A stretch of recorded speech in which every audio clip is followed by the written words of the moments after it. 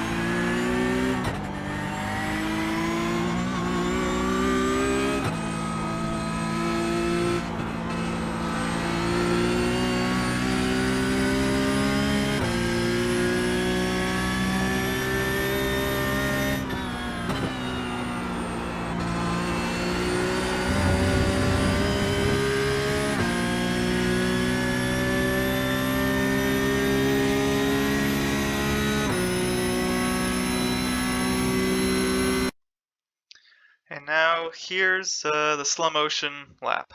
So as we're approaching the first corner here, really want to get a good exit out the final corner. It's one of the best places to get a good pass, getting a good exit onto this long front straight. If I can go in a quarter speed, you're looking at the 5 cone and then the 4 cones. You got to be getting on the brakes around 80%, even 90% brake pressure. And then I want to point out just the timing of these gear shifts. Again, you're not exactly being too fast in the engine braking. Again, keeping 80% brake pressure as you go down to third. But you can see I'm starting to trail off here as we're getting down to second here, maybe around 50%. And once you finally get down to second, looking towards the apex, trying to trail off, that way the front wheels will be able to turn as close into the apex as possible, trying not to hit the inside curb here as it can unsettle the car. Once you finally get there, getting on the gas for some rotation on corner exit here. And you see you're back up to full gas pretty soon, just once you finally unwind the wheel back up to full gas, then bring the car up to the right hand side. So trying to brake mostly at the 4 cones there, try not to lock up the fronts too easily, and then trailing off once you get to second gear, basically the most important part. As you go up to turn 3 here, this is actually one of the most challenging corners, braking right as soon as the car passes like that gray patch on the right, around 60% brake pressure, then immediately down to 4th gear. Then you kind of want to start trailing off and turning in at this point. So really supposed to get the braking in early and then get the turn in. Try not to do both at the same time. The line here is so narrow. If you hit the inside curb, which we did here a little bit, it unsells the car. But if you run wide, you're just going to get into the sand. There's very little room for mistakes going off the racing line here. So I'd say just try to take this easier rather than too aggressive, because it's very easy to make a mistake through here. So as we're getting back to throttle, small counter steer on corner exit, and then we got this downhill like a little S-bend section. So we're kind of actually going to try to coast through here. You can see we're on full throttle as we approach, but as we get towards the apex, small tap on the brake, just trying not to run too wide over here and then put ourselves in a bad position for this left-hander, and then just kind of putting ourselves in the middle of the track, maybe a little bit over to the right-hand side, around 80% brake pressure here, trailing off and 50% once we get down to second gear, then trying to apex pretty late here. Partial throttle to get on here. You don't want to get back to full throttle too soon, just because you don't want to have too much speed as you get to the second S-bend. So you can see back to full throttle just for a little bit, and then immediately back on the brakes. So trying to get to this second apex around here, 50% brake pressure, and then you're trying to ride this curb way out wide here. I actually kind of turned in a bit too early. I should have stayed there a bit later, since you want to get a later apex here. Again, hitting the curb unstabilizes the car.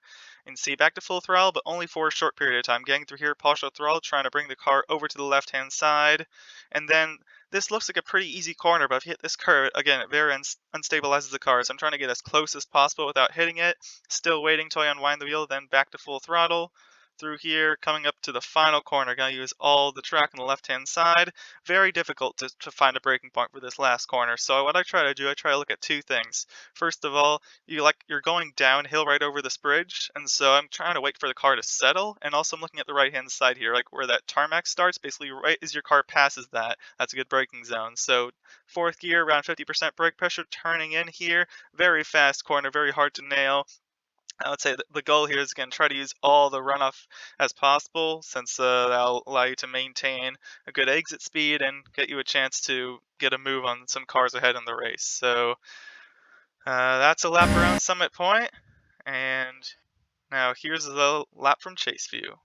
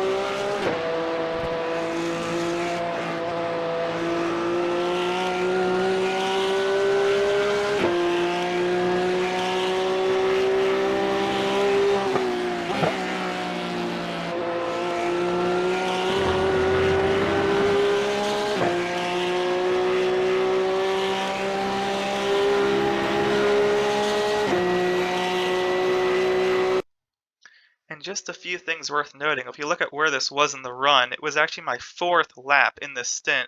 And that's because it takes so long for the tires to warm up on these cars. Normally it's around 2 laps for the larger tracks, but on a short track like this, it actually takes a pretty long time for the tires to get into their good operating window. So just be patient on those cold tires for the first few laps, and try to avoid curbs the best you can.